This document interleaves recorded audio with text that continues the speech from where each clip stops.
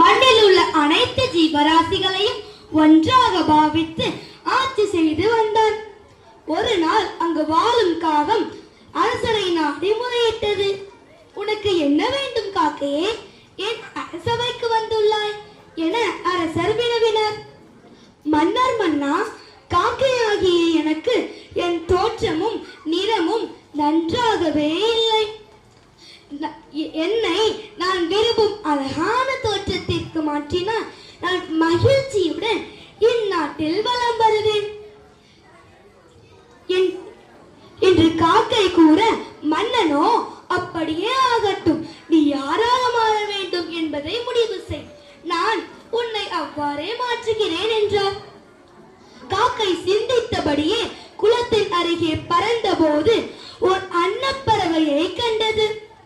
ஓ அன்னப்பறவையே, நீ பார்ப்பது